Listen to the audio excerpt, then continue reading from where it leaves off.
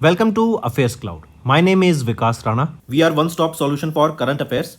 You can find our Crack Current Affairs course on our application exclusively for current affairs, where you will be getting daily, weekly, and monthly current affairs on regular basis. You can use code VIKAS10 to get additional 10% discount while purchasing the course. This video is available both in English and Hindi. The timestamp for both English and Hindi are mentioned in the description of each video. You can contact us on the number provided or mail provided. Also follow us on Telegram and Instagram, and the link for the same is provided in the description of each video.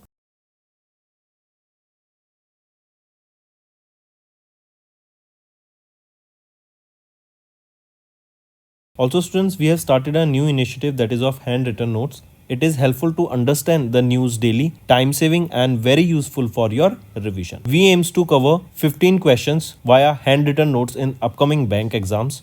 These handwritten notes are available on daily current affairs content PDF at our mobile application and website careerscloud.in. Only our Crack Current Affairs subscribers will be able to access these handwritten notes. A sample PDF of the handwritten notes will be available in the description. Hello everyone, कैसे आप सब? I hope आप सब अच्छे होंगे। तो दोस्तों, आज की वीडियो में हम इंडेक्स से related important current affairs discuss करेंगे फॉर अक्टूबर मंथ। काफ़ी बेनिफिशियल सेशन रहेगा, तो एंड तक बने रहिएगा। स्टार्ट करते हैं। सबसे पहले according to national health accounts estimate for FY22, जो गवर्नमेंट हेल्थ एक्सपेंडिचर है for the overall GDP, it increase by 1.84% in FY22, जो कि पहले 1.13% था इन FY15।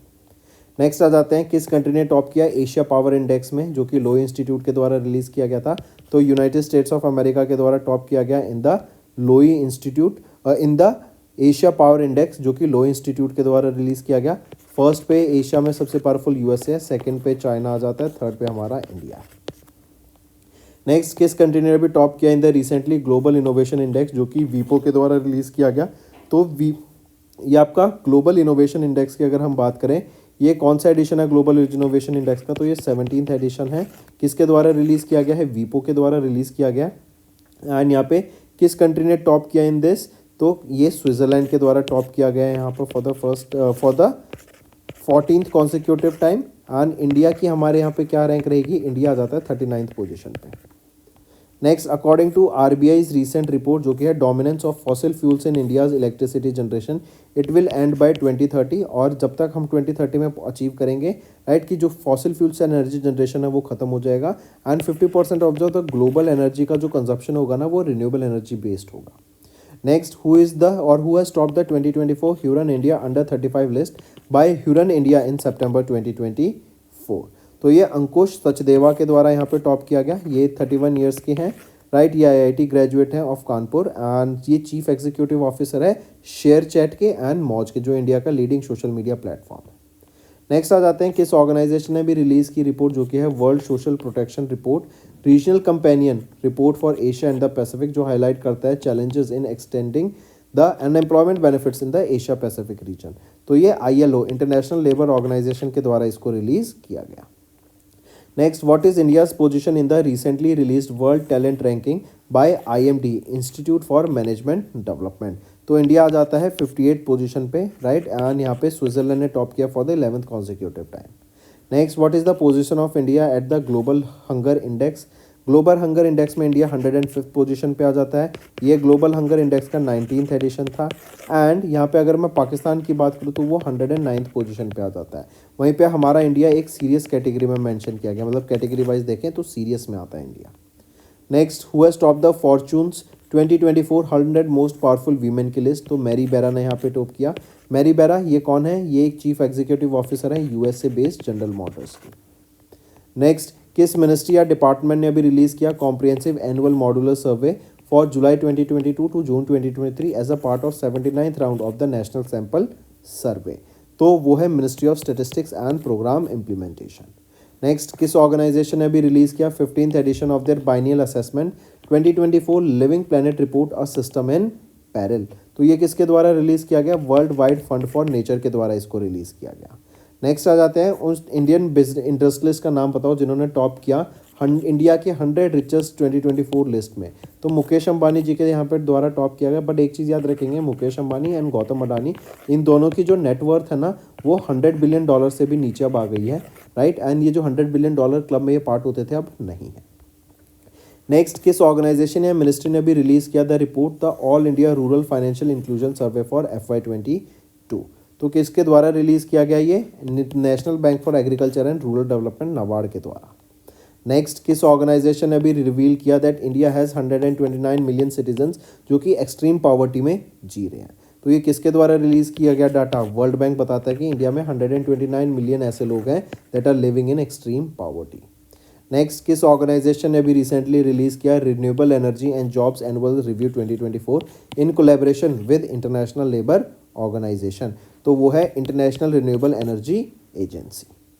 Next, according to Maxwell जो कि एक global intellectual property management firm है, India has been ranked what with 188 6G related patterns.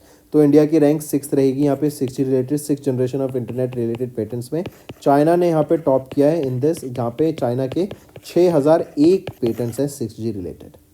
Next, किस रिलीजन ने या फिर किस रिलीजन की सबसे ज़्यादा हमें अनएम्प्लॉयमेंट देखने को मिलती है इंडिया में? वो है सिक्स की।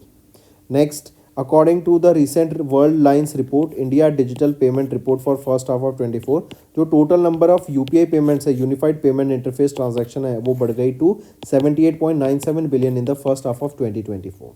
नेक्स्ट है, किस country which country is the largest source of FDI in India? तो वो है United States of America for FY23। India ने $1 ट्रिलियन यहाँ पे FDI टारगेट को अचीव कर लिया इन द पास टोटल मिला के। एंड मॉरिशस से सबसे ज़्यादा हमें एज अ होल देखने को मिला, बट FY24 में USA से सबसे ज़्यादा हमें FDI दिखा। नेक्स्ट, किस इंस्टीट्यूशन ने रिसेंटली रिलीज की study that states cancer cases और जो डेथ्स हैं, राइट, ब्रिक्स कंट्रीज में बढ़ जाएंगे एंड इंडिया में और साउथ अफ्रीका में सबसे ज़्यादा हमें केस देखने को मिलेंगे 2022 से 2045 के बीच में। ये किसके द्वारा डाटा रिलीज़ किया गया है? ये डाटा रिलीज़ किया गया है ICMR national centre for disease informatics and research के द्वारा। नेक्स्ट आ जाते हैं, किस ऑर्गेनाइजेशन ने बोला कि over 11.5 lakh children across 27 states and 7 union territories are vulnerable to child marriage in FY24। तो वो ये बच्चे चाइल्ड मैरिज के खिलाफ वल्नरेबल हैं। ये data national commission for protection and child rights के द्वारा रिलीज किया गया। आपका होमवर्क रहेगा, आप मुझे बताओ कि किस स्टेट में सबसे ज़्यादा हमें चाइल्ड मैरिज देखने को मिलती है अभी भी 2024-25 में।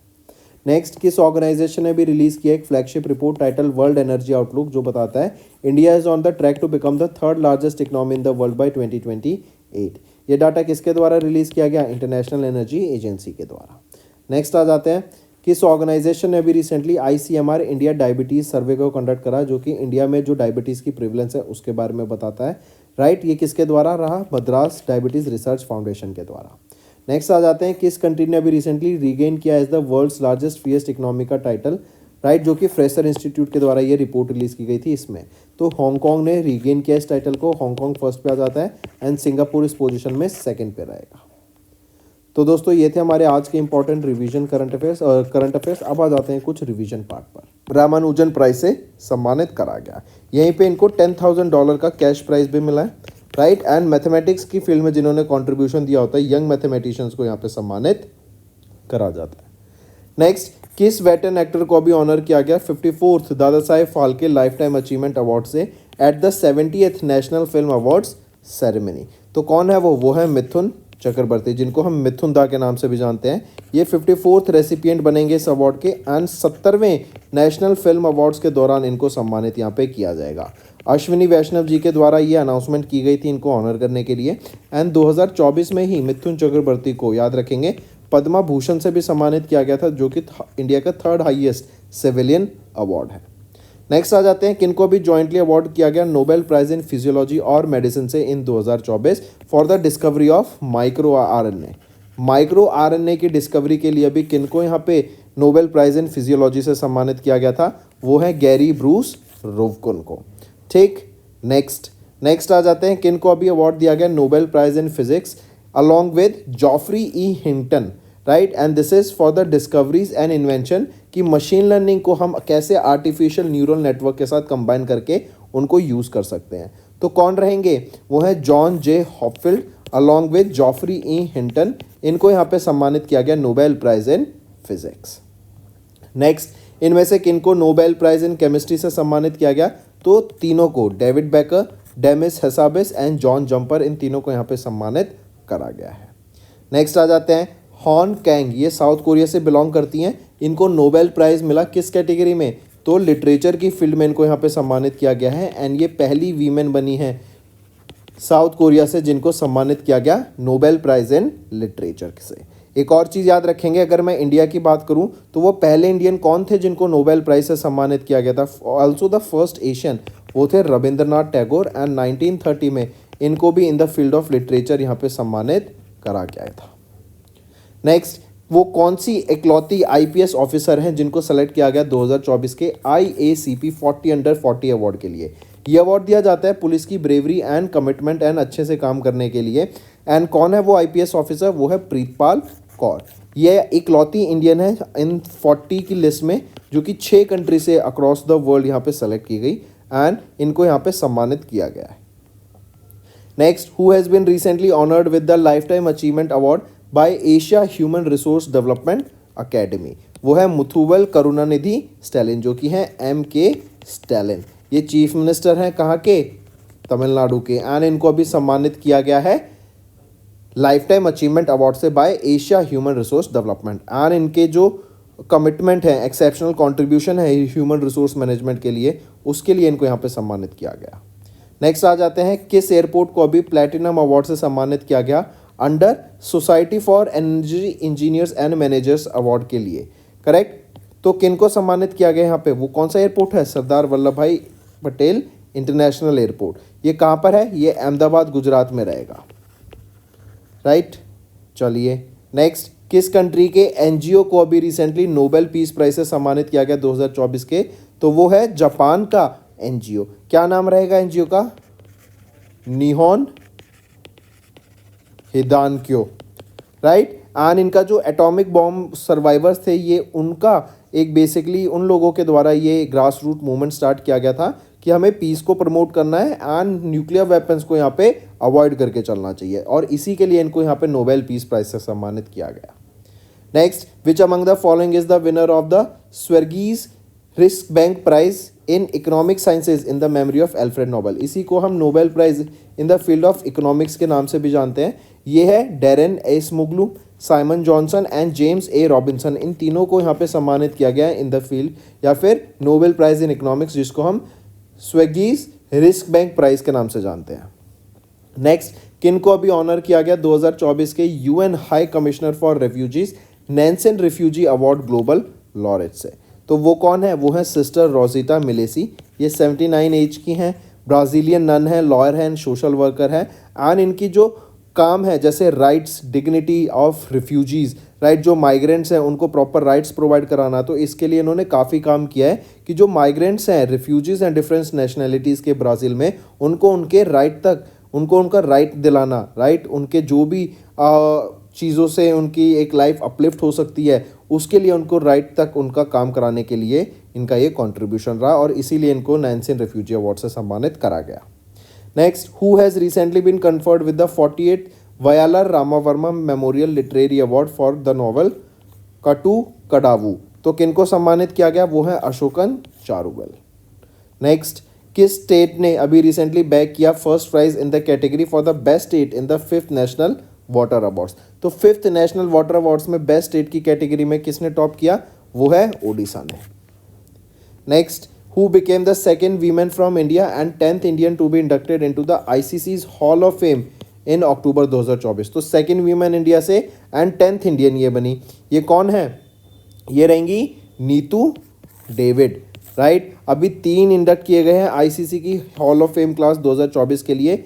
वो हैं आपके एलिस्टेयर कुक 113th पोजीशन पे, नीतू डेविड 114th पोजीशन पे एंड ABD विलर्स आपके 115th पोजीशन पे।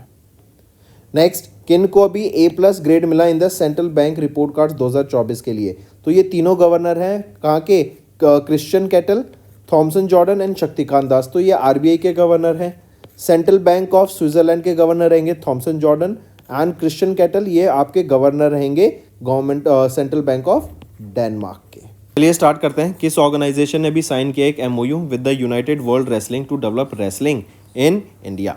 तो वो है Inspire Institute of Sports, right. And ये जो एमओयू था इसके लिए साइन हुआ था पेरिस ओलंपिक गेम्स के दौरान 2024 के at the wrestling house in Paris France. And इस एमओयू के अंडर इंडिया में रेसलिंग को बढ़ावा देने की बात की जाएगी। नेक्स्ट आ जाते हैं F1 इटालियन ग्रैंड प्रिक्स अभी मोन्जा इटली में हुई थी, किन के द्वारा जीती गई? तो चार्ल्स लेसलर ने यहाँ पे F1 इटालियन ग्रैंड प्रिक्स को जीत लिया है। चार्ल्स लेसलर मोनाकन ड्राइवर हैं एंड ये फरारी के लिए ड्राइव करते हैं। नेक्स्ट आ जाते हैं who has recently won the national chess championship held in Gurugram Haryana? तो ये है कार्तिक वेंकटरमन, राइट। इन्होंने नेशनल चेस चैंपियनशिप को जीत लिया जो कि गुरुग्राम हरियाणा में हुई थी और ये 61st एडिशन था इस नेशनल चेस चैंपियनशिप का। नेक्स्ट आ जाते हैं उस फुटबॉल क्लब टीम का नाम बताओ that has won their maiden Durand cup at the 133rd Indian oil Durand cup held in Kolkata west Bengal. तो उस फुटबॉल क्लब टीम का क्या नाम रहेगा? तो वो है north east United football club, right. इन्होंने जीत लिया है इस दुरंत कप को जो कि 133rd एडिशन था ऑफ दुरंत कप और यहाँ पे इंडियन ऑयल इनको दुरंत कप को स्पॉन्सर कर रहा है। Next who has recently won the man single title at the US open 2024? तो किन्होंने जीता man single title? Jannik Sinner के द्वारा यहाँ पे जीता गया। जेनिक सिनर कहाँ से बिलोंग करते हैं? जेनिक सिनर इटली से बिलोंग करते हैं। ये वर्ल्ड के नंबर 1 टेनिस प्लेयर हैं। वहीं पे अगर मैं वीमेंस कैटेगरी में बात करूँ किन्होंने जीता US ओपन? तो आर्या सेबलंका के द्वारा जीता गया जो कि बेलारूस से बिलोंग करती है। नेक्स्ट आ जाते हैं name the England cricketer who has recently announced his retirement from international cricket? वो है मोइन अली। नेक्स्ट इंडिया ने कितने मेडल जीते पेरिस ओलंपिक गेम्स में in the Paralympic games, right. Paris के पैरालंपिक गेम्स में इंडिया की क्या रैंक रही? 18, राइट। और यहाँ पे 170 पार्टिसिपेटिंग नेशंस थे। इंडिया के कितने मेडल रहे? यहाँ पे इंडिया के 29 मेडल्स रहे। आप मेरे को बताओ यहाँ पे मेडल टैली में किन्होंने टॉप किया, राइट। बोथ पैरालंपिक के लिए भी बताओ और नॉर्मल ओलंपिक के लिए भी बताओ किन्होंने टॉप किया मेडल टैली में। Next Olympic Council of Asia इन्होंने रिसेंटली इंक्लूड किया योगासना को as a demonstration sport in the 2026 Asian Games which is schedule to be held. कहाँ पर? जो शेड्यूल टू बी हेल्ड है जापान में, ये आपके गेम देखने को मिलेंगे एशियन गेम्स 2026 के, जिसमें योगासना को ऐड किया जाएगा। Next who has recently won the F1 Qatar Airways Azerbaijan grand prix? तो किन के द्वारा जीती गई? ऑस्कर पिएस्ट्री के द्वारा ये जीती गई, राइट। ऑस्कर पिएस्ट्री मैक्लेरन के लिए ड्राइव करते हैं एंड ये ऑस्ट्रेलिया से बिलोंग करते हैं। नेक्स्ट किस कंट्री ने अभी एशियन चैंपियनशिप ट्रॉफी को जीता जो कि 8 से 17 सितंबर तक हुई at the Moqi hockey training base in China? तो वो है हमारा इंडिया, करेक्ट। किस कंट्री ने एशियन चैंपियनशिप ट्रॉफी को जीता? वो है इंडिया के द्वारा यहाँ पे इसको जीता गया, right. Take a note of this. ये इंडिया का 5वीं बार ये टाइटल इन्होंने जीता है। सेकंड पोजीशन पे चाइना रहा और थर्ड पे पाकिस्तान रहा। नेक्स्ट किस जेवलिन थ्रोअर ने सेकंड फिनिश किया with a throw of 87.86 metres at 2024 Wanda Diamond League finals जो कि ब्रुसल्स बेल्जियम में हुई? तो वो है नीरज चोपड़ा। ये इंडियन जेवलिन थ्रोअर है एंड ये यहाँ पे सेकंड पोजीशन इन्होंने सिक्योर करी। ये इनका थ्रो का जो लेंथ है ना, ये भी याद रखेंगे। नेक्स्ट आ जाते हैं किन्होंने recently F1 Singapore Airlines grand prix को जीता जो कि मेरीना बे स्ट्रीट सर्किट में हुई इन सिंगापुर? तो वो है लैंडो नॉरिस। लैंडो नॉरिस मैक्लेरन के लिए ड्राइव करते हैं एंड ये ब्रिटिश रेसिंग ड्राइवर है जिनके द्वारा ये जीती गई। नेक्स्ट आ जाते हैं किस कंट्री ने अभी रिसेंटली जीता gold medal in both open and women section of the 45th international chess federation chess Olympiad जो कि हंगरी बुदापेस्ट में हुआ? तो इंडिया के द्वारा यहाँ पे गोल्ड मेडल जीता गया in both open and women section of the 45th international chess federation chess Olympiad जो कि हंगरी बुदापेस्ट में था। नेक्स्ट आ जाते हैं 7th edition of annual men's tennis tournament Laver Cup कहाँ पर हुआ, राइट। तो लेवर कप हमें ये बर्लिन जर्मनी में देखने को मिला। ये team Europe versus team world के बीच में होता है एंड यहाँ पे किन के द्वारा जीता गया? टीम यूरोप ने इसको जीत लिया है। Next which country has recently won the 4th intercontinental cup football title defeating India by 3-0 इन हैदराबाद तेलंगाना? ये इवेंट हुआ तो सीरिया के द्वारा ये जीत लिया गया है। अगर मैं बात करूँ इस इंटरकॉन्टिनेंटल कप फुटबॉल टाइटल की जिसका 4th एडिशन था, ये जनरली याद रखना ये फुटबॉल इवेंट है जिसमें India, Syria and Mauritius participate करते हैं। इनके द्वारा ये इवेंट होता है और इस बार फाइनल इवेंट कहाँ था? हैदराबाद तेलंगाना में, जो कि सीरिया के द्वारा जीता गया है।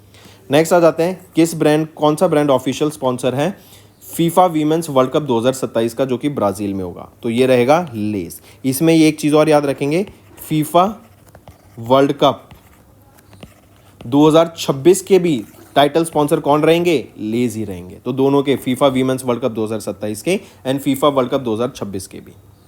Next, name the Indian tennis player जिन्होंने भी डबल टाइटल जीता with Vijay Sundar Prashanth in the final association of the in the finals of the ATP 250 Hangzhou open 2024। तो जीवन के द्वारा अलॉन्ग विद विजय सुंदर प्रशांत यहाँ पर ये डबल्स टाइटल जीता गया।